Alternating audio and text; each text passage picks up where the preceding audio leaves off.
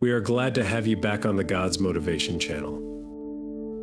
In February 1989, a man named Alec Newell reported an extraordinary experience of abduction by extraterrestrial beings, during which he was taken to their home planet for a period of 10 days.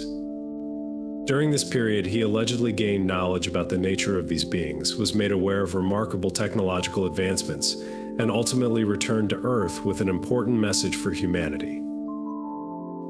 During these 10 days, Mr. Newell gained extensive knowledge about the alien race that had possessed him. However, he also encountered very disturbing insights about the human race. This revelation radically changed his view of life on Earth. Upon his return, he found himself confronted by government agencies intent on preventing him from disseminating the truths he had learned. In this episode of Talk of Jesus, I will tell the full story of Alec Newell's abduction and the important truths he claims to reveal about it. Extraterrestrial beings and humanity. In early February 1989, Alec Newell set out on a trip from his hometown of Rotorua to Auckland, New Zealand, a distance of about 200 kilometers or 125 miles, which he generally found to be a pleasant drive. Under normal circumstances, this trip would take no more than 3 hours. However, upon arriving in Auckland, he felt an unusual level of fatigue, as well as a rapid heartbeat and a dry mouth. To complicate matters further, he experienced disorientation and lost in the city, where he had spent most of his life. After taking some time to compose himself and eat a meal, he noticed other customers in the restaurant attempting to relearn the proper use of utensils. Upon checking his wristwatch, he discovered that it had stopped working. Curiously, the clock in his vehicle had stopped at the exact same time, 10:30 a.m. Concluding that rest would restore normalcy, he retired for the night, assuming that everything would be fine the next day. However, the next morning revealed a disturbing truth. It was Thursday. This was particularly puzzling to Mr. Newell, as they had left Rotorua on Monday, so he had expected the next day to be Tuesday. Instead, he found that 10 days had passed and he could not remember anything and had to consider the circumstances surrounding his time there. In the subsequent days, Alec encountered increased disorientation, accompanied by recurring and unsettling dreams, as well as severe headaches. His vehicle frequently malfunctioned, prompting him to sell it at a significantly reduced price, rather than incur substantial repair costs. Upon retrieving his belongings from the vehicle, he discovered 2 small crystals of pyrite, a mineral commonly referred to as fool's gold. He also found a sketchbook that he habitually carried. However, upon opening it, he was surprised to find it filled with peculiar sketches and doodles that he did not recall creating. Amidst the unusual occurrences during that period, he did not dwell on these discoveries and placed the drawings on his desk at home. A few days later, he found 2 individuals knocked on his door, introducing themselves as scientists affiliated with the Department of Scientific and Industrial Research, DSIR.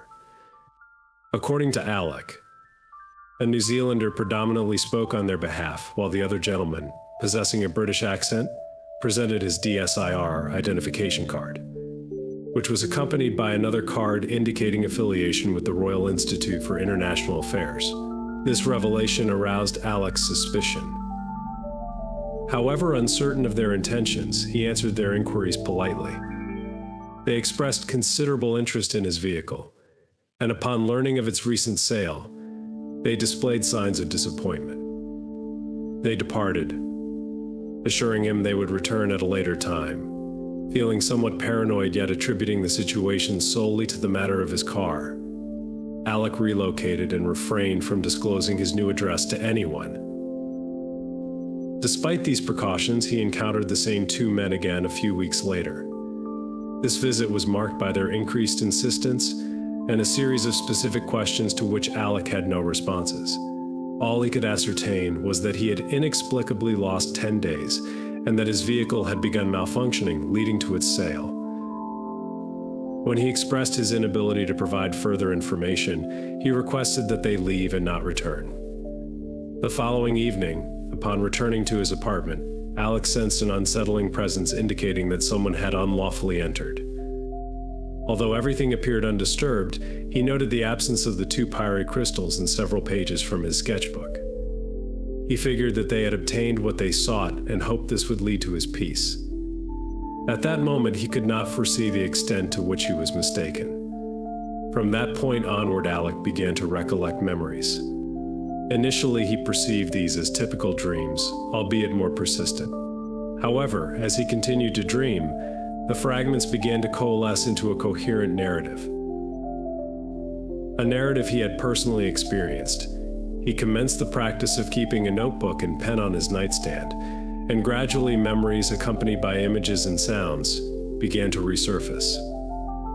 He was both astonished and apprehensive about the information that had been dormant within his mind, now emerging into consciousness. Ultimately, he authored a book detailing his experiences, titled Co-Evolution: An Interplanetary Adventure.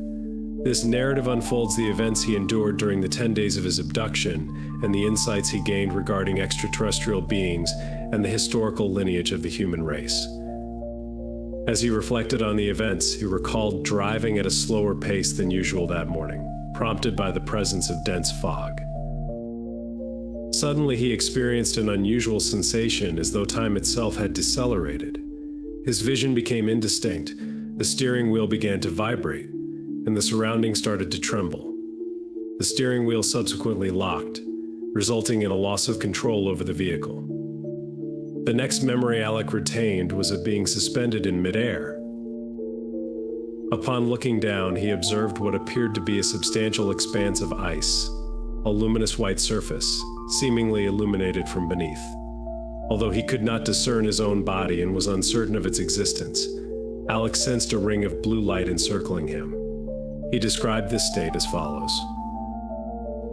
Eventually, and likely due to my acclimatization to the low light levels and the potential transformation my body was undergoing, I began to discern some ethereal entities moving in the distance. They exhibited a faint, golden glow. I glanced downward to ascertain any similarities between them and myself, but it was challenging to determine. He also noted a profound sense of tranquility. He felt devoid of fear or anxiety. He found himself in a vast, flat area, enveloped by a ring of light that encompassed everything. As his vision adjusted to the brightness of this environment, he encountered 2 humanoid beings. He referred to them as such due to their general resemblance to human beings. They possessed 2 legs, 2 arms, and a singular round head with 2 eyes, and a structure resembling a nose position between them. He even suggested that these entities appeared female, given the presence of breasts. However, this was where the similarities ceased. Their bodies were covered in a shiny, plastic-like skin exhibiting a light blue-gray hue. From Alec's perspective, they were not clad in any garments. Furthermore, they were entirely hairless and their round heads were disproportionately large, with significantly enlarged eyes. Although there was no verbal communication, Alec understood that he was expected to follow the beings, which he complied with. One of the entities approached what appeared to be a transparent glass cabinet, indicating her desire for me to step inside. Upon doing so, the cabinet adjusted to the level of my chin. Concurrently, an object descended from above, though I could not discern it clearly. When I looked down, I realized that I, too, had acquired a plastic bodysuit or skin, adopting a blue-gray appearance. From this observation, I inferred that my female companions might possess a similar skin color beneath their suits. Notably, I now found myself devoid of body hair. It was unclear to me what might occur should I need to use the restroom. Perhaps such a need would no longer arise. This assumption later proved to be accurate. I could not ascertain whether the plastic skin enveloped my head as it did theirs, and no mirror was available. The entire suit was imperceptible to touch. For all intents and purposes, it seemed non-existent, yet it afforded me complete freedom of movement.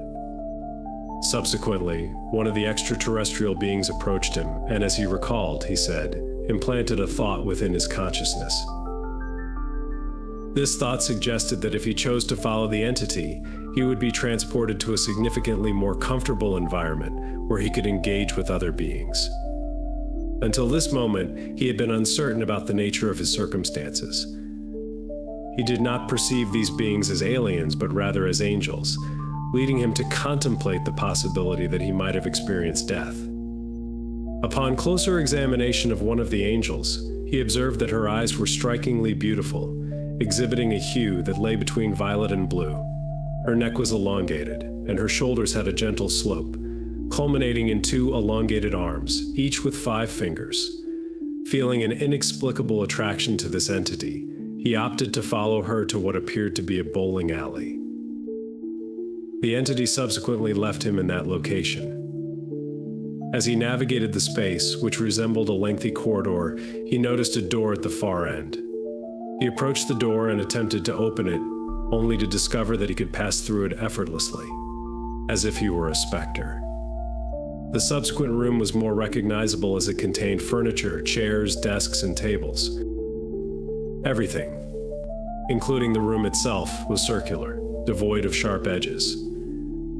Adjacent to one table was a woman, a human woman. He sensed her presence and received her thoughts within his mind.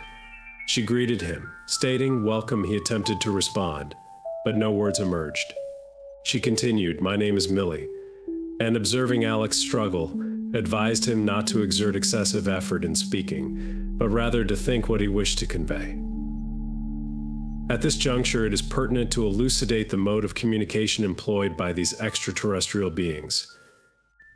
During his experience, Alec learned that human communication is relatively rudimentary, necessitating considerable resources including muscular movements, entire organs, saliva, and vibrations.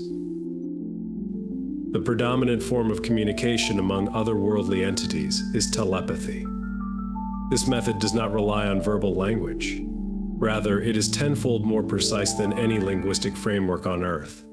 Telepathy eliminates the need for the recipient to understand the intended message. One does not need to encode a thought into words, which must then be decoded by others. As is well known, this method is susceptible to misunderstandings, many of which can lead to severe consequences, in addition to the complications arising from linguistic diversity. With telepathy, all such challenges are rendered obsolete. It represents a truly dynamic mode of interaction, instantaneous, precise, and universal. Moreover, the alien language possesses an additional dimension. Each thought and concept is communicated telepathically, accompanied by colors and notes that, to Alec, resonated musically, but in reality served as a mechanism to prevent misinterpretation of their communications.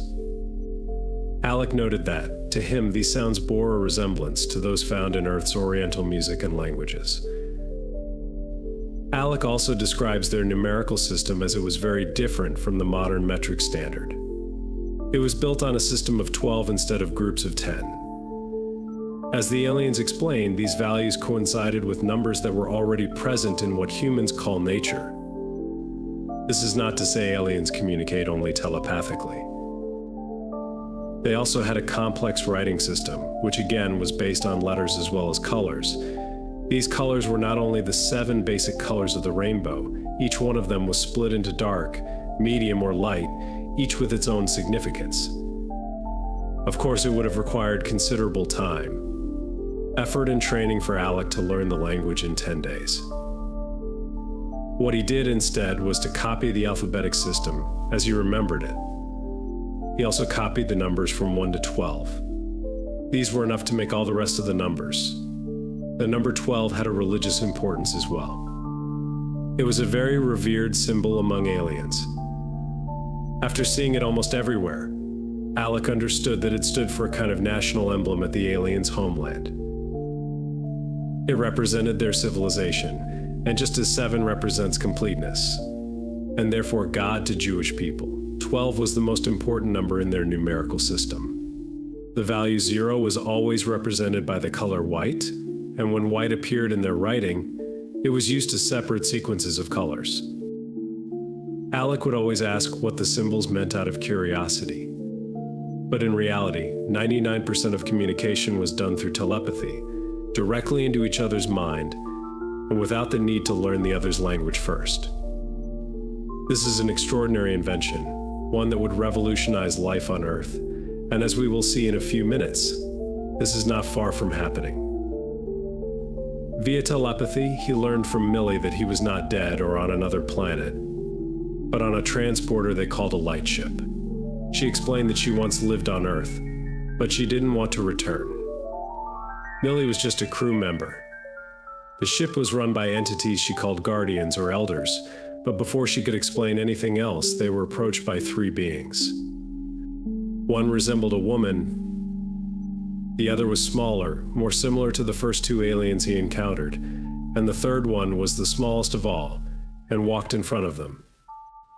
Imposingly, despite his size, this alien had an overpowering aura around him, and Alec knew instantly that he held a position of power in the ship.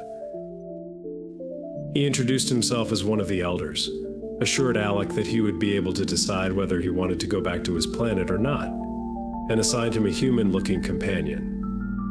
The woman who had come with them, named Xena. Xena became his escort on board the lightship. She followed him everywhere for the following days and answered all his questions. Alec was curious as to why they had chosen him and planet Earth. Xena explained that they had been looking for a new home, and Earth was a good candidate for colonization, except that the aliens could not yet tolerate Earth's gravity. Enigmatically, she told Alec that this situation was about to change. Alec wanted to know more, but he was tired. Xena offered him liquid nourishment and a place to rest, promising to tell him everything later. But nothing could ever prepare Alec for what Xena was about to tell him. Alec described his first important talk with Xena in detail. They were alone in a white room without external distractions, where a sensation of calmness permeated everything. She started to talk. I will, however, tell you more of your own race's personal history, for it is important that you should know your own past, and that evolution as you understand it is a myth. The changes are never slow, but they are always planned. Later I shall show you that nothing in this universe is perfect. Past, present, or future in your time scale is left to chance. This came as a surprise to Alec, but as Xena kept talking, it all started to make sense in Alec's mind. There are different races of extraterrestrial beings in the universe.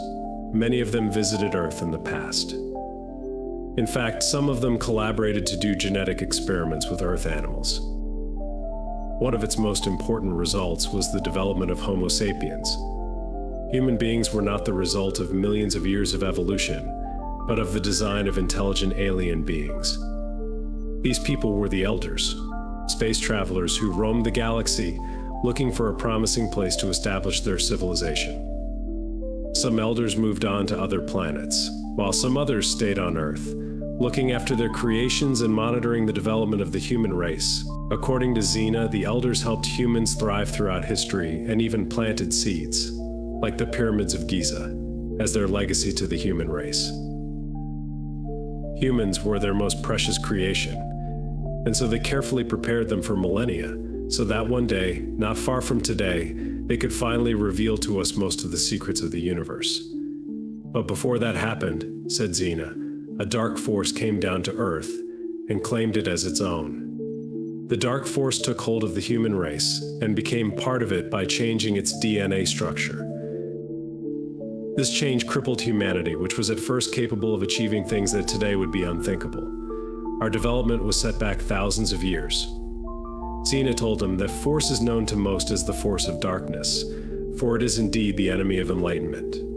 It is in the air that you breathe and everywhere about you. It has aligned itself to the planet and you. It beats to the pulse of your very planet, for you and the Earth are one and the same.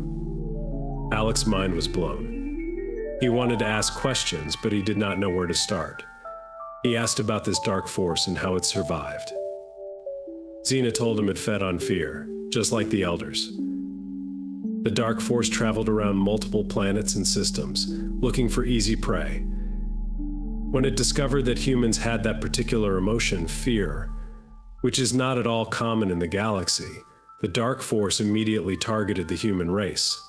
Some people tried to harness fear and aligned with the dark force in order to control other humans. These people have engineered fear into your lives. Most of it is an artificial fear of society itself. In other words, humans fear their very own laws. There is actually no need in our current society to feel fear. Humans are not threatened by predators. They have mastered knowledge about most of the basic scientific and physics principles, and they are able to accurately predict most of the natural occurrences, such as stellar cycles, meteorological phenomena, and everything that has to do with the life cycle of plants and animals. So all their fears are based on nothing but the will of those in power. This, according to Xena, started millennia ago. High priests threatened men and women with what would happen if they disobeyed, because that would not please the gods. It was a kind of intimidation. Now, for a large part of humanity, it is not gods they fear, but laws. The laws of men, mostly made thanks to the manipulation of the dark force, are against the laws of nature in many cases. This is exactly why Alec was abducted. Xena suggested that the force would soon feel the weight of an invasion from above, and there would be battles fought at sea and underwater, as well as in the skies high above. The Earth would experience storms of gathering intensity, and they would appear randomly all over Earth. The elders believed that humans were strong enough to fight and win these battles against the dark force. The problem is, they don't even know that the dark force even exists. For this reason, they are ready to help humans in their fight. How do we win? Asked Alec. With knowledge and understanding, said Xena, Alec finally understood why he was there. To learn and then translate those truths to his fellow human beings. Alec asked why they were so interested in helping humans instead of just letting them annihilate themselves in the long run. Xena smiled. Because she had been waiting for that question, it showed her that Alec was the right person to be trusted with this truth. She told Alec that they also needed things from planet Earth, so in truth it was a kind of trade. Xena used the word co-evolution. This meant that both humans and the elder race would be able to grow and change for the better. They intended to be friends with humans once they learned how to break free from the dark force. Of course, he was not the only one to be abducted. Each one of the carefully selected individuals would have a similar conversation in a similar spacecraft, because it wasn't sure that any of them would succeed in convincing their fellow humans of what sounded like the ravings of a lunatic. During his stay in the lightship, Alec had time to explore it. This is how he describes it. The areas were constructed in such a way that the curved walls and unusual diffused lighting made size rather difficult to estimate using sight alone. Back then, I had no idea just what material was used to construct these rather strange-looking walls, but I noticed there was a honeycomb-type pattern deep within them. I was also puzzled by the fluorescent blue-white light that was emitted by these same walls and the domed ceiling, for it seemed to have no direct source. Alec was outfitted with a skin or suit that made him look exactly like the aliens on the ship, only taller. It appeared custom-made, as it fitted his body perfectly, so much that he often forgot that he was wearing it. It did not seem to have any zipper, and the texture was similar to Teflon, very smooth except for the fingertips, which were slightly ribbed. Xena had explained to him that the suits provided nourishment through the exchange of energy, and that while wearing them, he would never need to eat solid food or expel any waste substances from his body, so there was no reason to take it off at any time. From Xena, he learned how the whole ship was powered. Alec already knew that electromagnetic energy naturally surrounds and permeates most planets, including Earth. This type of energy can be used as an endless, inexhaustible power source, which is very cheap to access because it is everywhere. In the case of the lightship's aliens, they had known how to harness electromagnetic energy for many thousands of years. This energy can be tapped in the simplest of ways with technology that has been available on planet Earth for a long time. Indeed, Alec learned that UFOs used this energy source to power their craft when they visited Earth. The main advantage of electromagnetic energy is that it doesn't require generators. Nuclear, hydro, coal, and oil power generators would be unnecessary, as well as wires and cables, as there would be no need to transmit this energy. It would suffice with individual receivers, like radios. This was not science fiction. Humans have known about this technology since the early 20th century. when Nikola Tesla researched this exciting technology that would end all power shortages forever. He was sabotaged by the people in power, whose interests were connected to a form of energy they could profit from. Alec then inquired about the shape of the ship. Xena struggled to find a way of explaining, as she usually did, because their civilizations were so different. She always tried to start by describing something he could relate to. Their early explorers, Xena explained, arrived in the north of what Alec knew as Africa. There they met the natives and helped them develop their society. As the elders had a lifespan of 8 times that of terrestrial people, they were regarded as immortal gods. They didn't mind this mistake as long as they worked together to improve human civilization. Some of them even enjoyed it. When they were ready to leave Earth, they left a blueprint of an older model of a ship so that in due time they could ascend on it. The blueprints have always been there, in the middle of the Egyptian desert, for all to see. The pharaohs claimed the pyramids for themselves, and even had more of them built. But they never actually understood the incredible technology that is encoded in the ones the elders built. Alec was puzzled. He could hardly believe that he was traveling through space inside a pyramid, just like the ones in Egypt. Xena patiently explained that at the moment, it was not pyramid-shaped. But once it landed, it would become one. These transporters can change shape when they need to gather energy from a planet. According to Xena, the pyramid is by far the most efficient shape to do that with, and so is the cone. "When will we land?" asked Alec. "Soon," replied Xena, "when we arrive at Haven." At that moment, Alec learned the name of their home planet and felt excited to reach it and learn more about their way of life. One of the first things that Xena revealed to Alec was the existence of another side to himself and to everything that existed. At first he did not understand, but it was the main topic of a later conversation with her, where she explained that everything that existed had 2 dimensions, one positive and one negative. Humans, in their present form, and because they had their DNA changed by the Dark Force, could only access the positive dimension of existence. They were unable to see anything that existed in the second dimension. This dimension was parallel to the first, but in it, there were no boundaries between bodies, things, or substances. Being able to reach the negative dimension meant being able to access the secrets of the human body, travel between past and future, and transcend the dimensions of pain, time, and existence. Everything exists at the same time everywhere, so if someone can slip between dimensions, they can access anything they want immediately. This was difficult for Alec to comprehend, so Xena gave him an example. Suppose you are looking for something, your car keys, anything. You go to the kitchen table where they always are, but you don't see the keys, so you keep looking and go into another room. They are not there. Then you come back to the kitchen, and the keys are right on top of the kitchen table. You couldn't have missed them the first time. You are completely sure that they weren't there. But that can't be, so you blame yourself and continue living your life without giving another thought to the whole matter. In reality, this was what Xena called dimension slipping. A mini leap from one dimension to the other. One where you can access anything you need when you need it.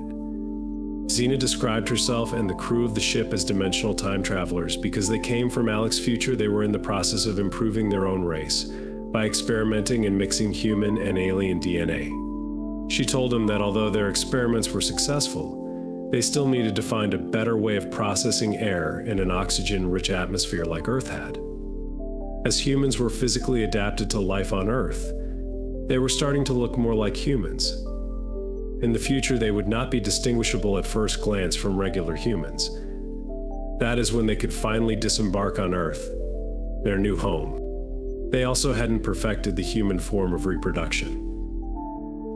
They abducted human women and artificially inseminated them with modified alien embryos. The hybrids born from these surrogate mothers were named and numbered, and Xena was the 5th of her brood. However, the main problem that prevented aliens from intermingling with humans for the time being was their vibrating frequencies. Aliens vibrated on a higher plane than humans. In order to communicate, or even to be perceived by other beings, they needed to vibrate at the same frequency. Alex's frequency was changed when he was abducted. Otherwise, he would find himself inside a completely empty space. This is what happens with ghosts on Earth. They are perceived during temporary dimensional mini-leaps, but not as having a complete body. Once their frequency is modified, humans will be able to perceive every form of being that exists in the same plane of existence, including the aliens of the race that abducted Alec. After explaining all this, Xena took Alec to a room with a special chair that was fitted with a wraparound headrest. Some other aliens were present operating complicated machinery. Xena referred to these aliens as technicians. Alec knew he was supposed to sit in the chair and tighten the headrest around his head. This was the first and only time when he felt fear, and it was only briefly. He found out later that what they performed on him were compatibility tests. These tests were required for him to enter the so-called breeding program on Planet Haven. In short, Alec was tested for resistance to different viruses, and also to see if any viruses were present in his organism. They did not share the results with him, but seeing that they allowed him to descend on Haven, he must have passed them. Their technicians commenced the procedure and positioned the headrest. It was tight-fitting around the head and came well forward, just above my ears. They then proceeded to show me a range of flashing pictures. I have no memory of what they were about, or whether they were projected onto a screen or placed directly in my head. How long this went on, I do not know. I'm not sure if they took a blood sample, but they did put one of my fingers into a tube-like affair for a time, while the pictures were being shown. There was a grim reason why these aliens were so preoccupied with viruses and resistance to them. Humans have never been the only intelligent species on planet Earth. Long before they appeared in their modern form, a race of visiting aliens, known to a few as Greys, had established themselves on the planet. For most of human history, they preferred to live in the dark. But since the second half of the 20th century, they became involved with a faction of Earth's military-industrial cartel, in part because they shared an agenda. This agenda involved introducing a new breed of humans onto the planet. And just as Neanderthals went extinct when Homo sapiens appeared, the human race will probably disappear when this new type of human beings are let loose. The plan is simple.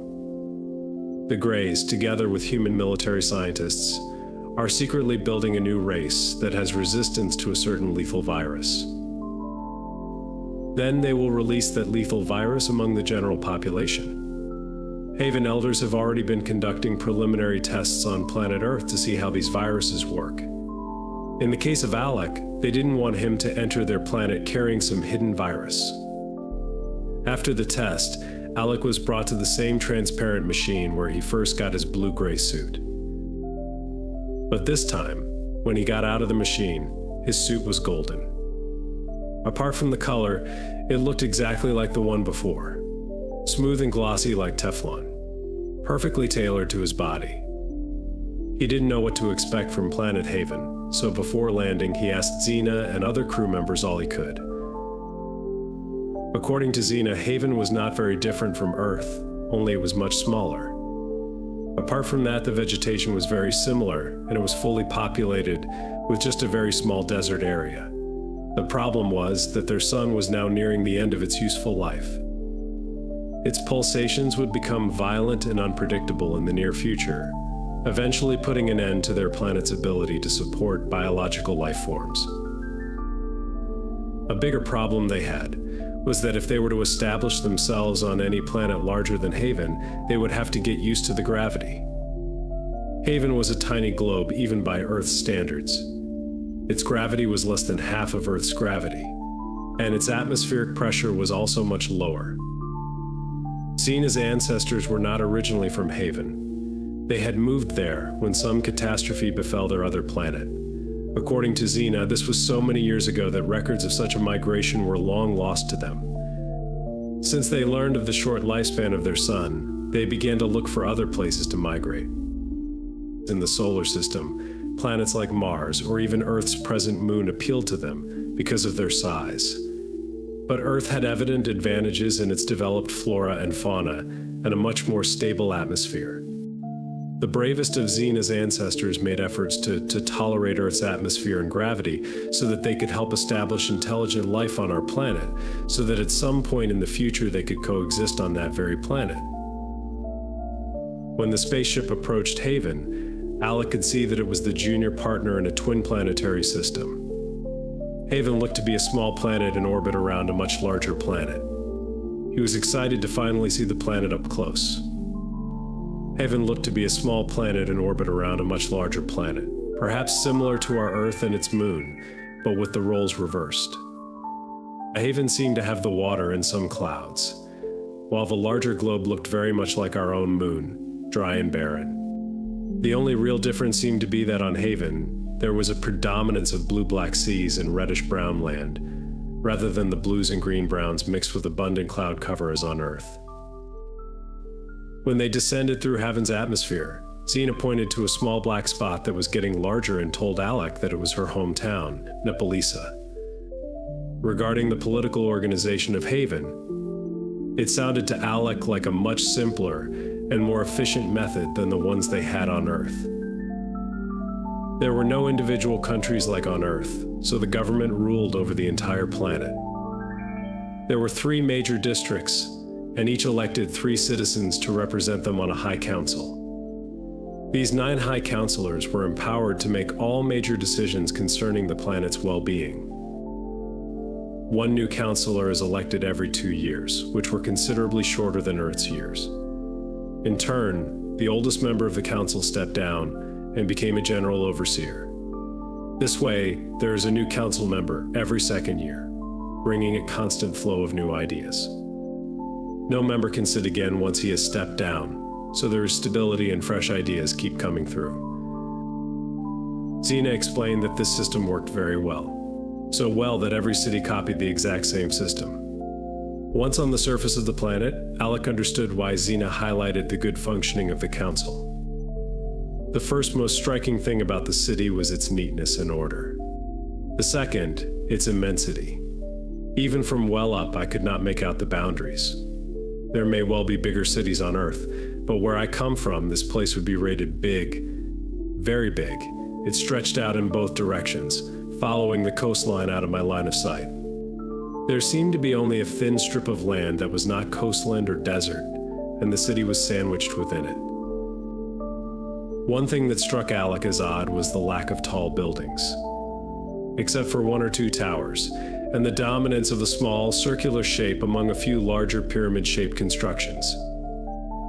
The lightship landed next to an area of level ground, similar to a courtyard, leading to 2 pyramid-shaped buildings. They appeared to be made from a material that looked like tinted glass or semi-transparent plastic. They were capped with a spiral tower that looked like an antenna.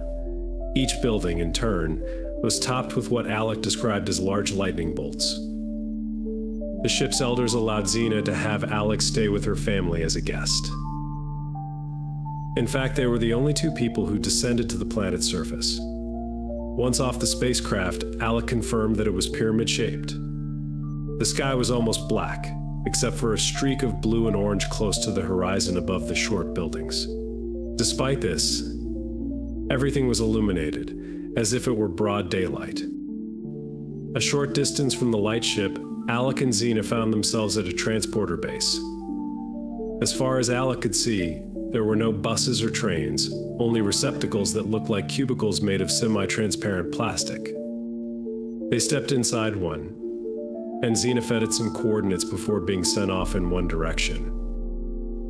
Upon disembarking next to Xena's house, Alec asked her about the lack of sound outside. It felt strange to him not to hear any birds, animals, or insects. Xena replied, "We have no other life forms on the planet. That is the way it has always been, except for some very simple types which live in the sea. Apparently nothing else could survive in that specific and artificial dimension, so these aliens were the only living beings on the whole planet." Xena's house was big, but round, and every wall was either curved outward or had a honeycomb pattern to it. Although it did not appear to have any windows or stages, Alec calculated that it was probably 3 stories high. He was so mesmerized by everything that was going on that he did not pay attention to how they entered the house. He simply found himself inside, in a huge white and golden room. Once inside, Xena told him that she was going to meditate. Alec decided to try it too, but no matter how hard he tried to meditate, his body did not change position. Xena, on the other hand, was floating 6 inches above the ground, as the vibrating frequencies on planet Haven made sleeping unnecessary. And knowing that Alec could only stay for a couple of days, Xena offered to give him tours around the city. Alec jumped at the opportunity.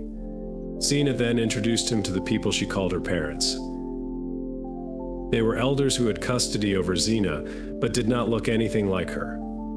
One of them, Jarzy, offered to take them for a ride around the city in a car-like transport named the Dan Dare Special.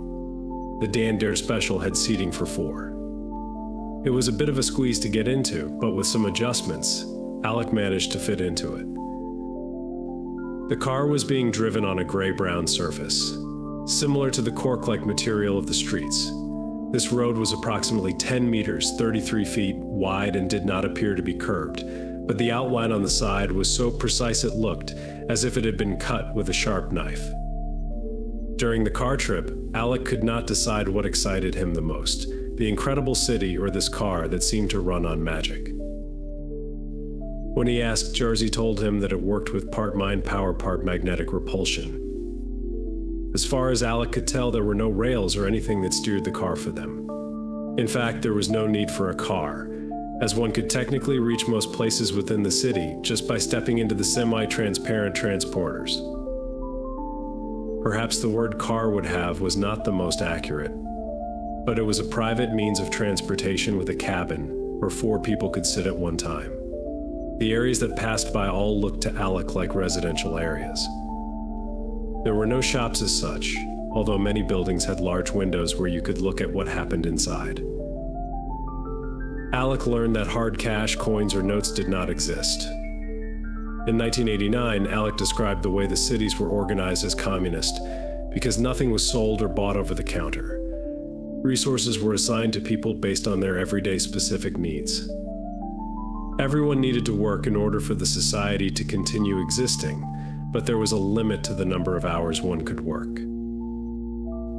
Many aliens applied for community projects, which could encompass almost anything, including space travel. However, people did not have a great desire to own things, which to a Western human mind was difficult to understand. Alec noticed again how these buildings appeared vast but not tall. There were also some glass or crystal pyramids, which were supposed to contain all the knowledge of the people. After the car trip, Alec asked if he could go to one of those pyramid-shaped buildings, the one that was supposed to be a public library or something similar, where records were kept about the history and society of Haven. Alec took it upon himself to learn as much as he could from this library. When he visited it, he sat at a long desk and records were brought to him. He was surprised to see that the records did not just speak of Haven, but also of Earth. Both planets seemed to have had a similar history, and they were even related in some way. According to Haven's records, its history started 12,000 years before the present time. It was at that time that Haven started to orbit around its twin planet, as Alec could witness. It took some time for Alec to understand why there were so many references to Earth and to that particular date. This is how he summarized his findings. I was astounded to learn from the Haven archives that our Earth did not always have its present moon, and that indeed, this present moon is a recent acquisition. Possibly as recent as 12,000 years ago. However, Earth already had a companion satellite before the arrival of this new moon. Apparently, this moon was not a moon as you might conceive of one. It was actually a small planet, a mini-Earth. It was inhabited by life forms similar to those on Earth today, but some were more advanced. Indeed, scientists on Earth already know that 12,000 years ago, something strange happened to our moon. Some think that the original moon crashed into the Earth, thus forming the Pacific or Atlantic Oceans, and at the same time, causing the Great Flood which all ancient civilizations describe in their myths. The only problem with this theory is that it doesn't explain how the human race managed to survive this cataclysm. Not only does geological evidence point to Earth having had a larger or closer moon at that time, but it also suggests that one moon was swapped for another. Some of the evidence even suggests there was a time when the Earth had no moon at all. What Alec discovered in the Haven archives was that Earth's original moon was actually Haven. The explanation of how and why the planet of Haven ended up so far away from Earth when they had been orbiting each other for so many millions of years is still unclear. Alec would have needed many more days of study and research to find out exactly what happened. Here is what he has to say about it. It is not only the planets of Haven and Earth that appear to be tied. The peoples of ancient Earth who still had Haven blood coursing through their veins could well have been involved in a disappearing act when Haven leaped into this other dimension. In other words, it is as if they were somewhere too in the Earth. The story of the Haven inhabitants, on the other hand, was easier to understand. Originally, they lived in the solar system, very close to Earth. Their original planet went by the name of Kyber, and at the time, it was the fourth planet from the Sun. Kyber orbited the Sun outside the orbit of the planet Mars.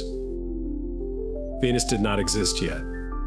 It was predominantly a watery planet, smaller than but not unlike Earth in most respects. Most of the water was frozen the entire year, as Kyber was much further from our Sun than the Earth. In its elliptical orbit, in some stages it would get almost as close to the Sun as Mars.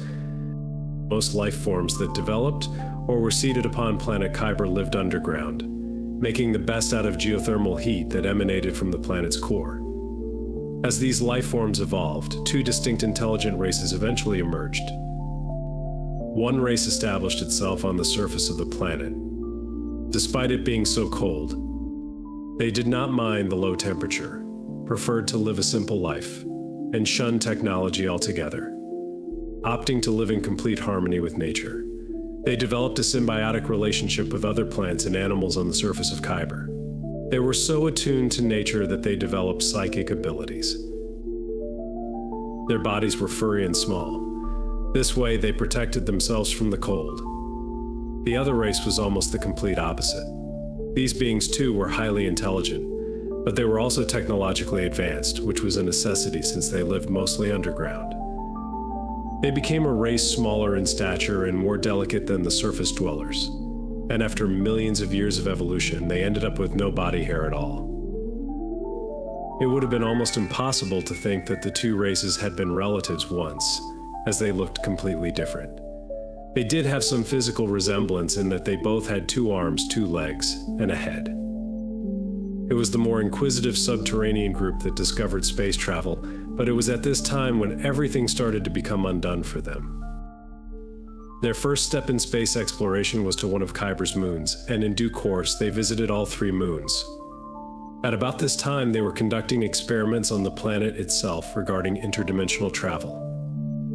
But something went terribly wrong with the experiments, and the planet Kyber was completely destroyed.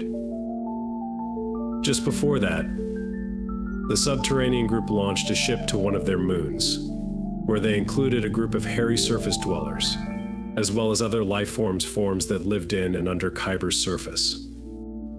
Alec equates this scenario to Noah's Ark. The group of migrants from Kyber successfully converted the moon into a spacecraft. They used this vehicle to travel to the closest planet, Mars, which at that time had only 1 moon. The travelers were hoping to colonize Mars and establish themselves there, as it had an atmosphere and liquid water on its surface. Unfortunately, the effects of the destruction of Kyber also affected the atmosphere of Mars, making it uninhabitable. These processes took thousands of years. But the colonizers from Kyber needed to plan their future very carefully if they wanted to survive. The next obvious choice was Earth and its moon. The hairy beings were given the chance to settle on Earth first, as they were more suited to the prevailing conditions on the planet. The smaller subterranean Kyberians used Earth's moon as their home base. Over time, they improved their space technology enough to be able to go wherever they chose. A small group of them remained on Mars, but were forced to live underground. This was not really a hardship for them, as it was the way of their ancestors. There were no records of this group, so it is probable that they are still living under the surface of Mars. Alec learned that some of the subterranean Kyberians did settle on Earth, whereas most of them remained orbiting. Eventually, they found a good place to establish themselves outside of the solar system. So they set the controls to the point where Haven is now. However, they learned from their past mistakes. So in order not to disturb Earth's atmosphere, they replaced their moon with another rock of similar size. After learning so much about alien technology and history, one question came recurringly to Alec's mind. Why him? He was still unsure of why they had singled him out on a planet where almost 6 billion people lived. He did not find answers to that question, only the promise that he would understand in due course. This is when he was informed that he would be returning to Earth soon. They did not explain why, but he understood that it had to do with his body and mind not being able to withstand so many days outside his own planet. He became suspicious about the tests that were performed on him. Maybe they had taken his seeds for use in their breeding program. He thought of his life back on Earth. It was not a very exciting one. He knew his golden suit was partly made of actual gold, so he wondered if he could take it back to Earth. He would be rich. Unfortunately, this just wasn't possible. He would have this suit replaced by the traveling blue-gray version. And then back on Earth, he would be dressed just as he was before the abduction. The last few days had been so mind-blowing and stimulating that he hadn't had any free time to think about what would happen when he returned, or even if he wanted to return to Earth. This is what Alec said about the last days before leaving Haven. The act of leaving was more emotional for me than I could possibly have imagined just a few days before. Some of the happenings immediately prior to this final act on alien soil had rather taken me by surprise. Perhaps one day, when experiences such as mine are no longer considered controversial and ridicule, does not flow so readily from non-believers' lips, I may summon the courage to tell you the complete story of my adventure. Apart from the memories and knowledge he learned in Haven, Alec brought back with him a mysterious message which Xena told him just before he left. Forget the abomination you have seen here. When you get home, with all caution and common sense, let the sun see your eyes. In spite of what others may say, do not hide yourself from a friend. What could this possibly mean? How could he know who was his friend and who was not? As he would soon learn, this had to do with the fact that the gray aliens, together with the CIA and NASA, are actively trying to cover up anything and everything that has to do with the elders from Haven. But he did not know this at the time when he was brought by Jarcy to a huge light ship. Alec was unsure whether it was the same light ship as before, but from the outside it looked identical. On board the ship there were several unknown crew members, but he did find a familiar face. Millie was still part of the crew, and during the several hours of that voyage he had long, stimulating talks with her. She had agreed to this mission because it might have been her last chance to see Earth for many years, so she wanted to make the most of it. So did Alex, who now was much more used to how these aliens did things. For this reason, he was informed that preparations were underway for his transmutation back to a lower density. This was what they silently did to him when he first stepped onto the ship. Although they did not tell him at the time, he simply wouldn't have understood. Now he needed to undergo a similar course of events, as had happened on his way 9 days before, but of course in reverse order. It was a process that would change the rhythm of his metabolism in order to get used quickly to the vibrating frequencies of Earth. They made him consume quite an amount of a very salty and strange liquid. The total time for this transmutation process was approximately 24 hours.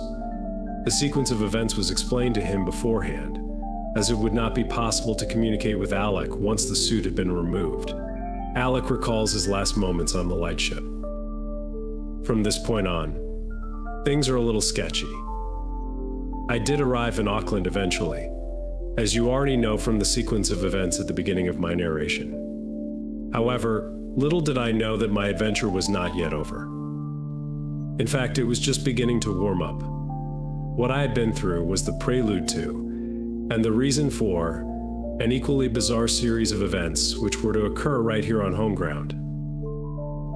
After remembering everything, and especially since the original scare with the alleged DSIR scientists, Alec decided to adopt a low profile and keep to himself as much as he could.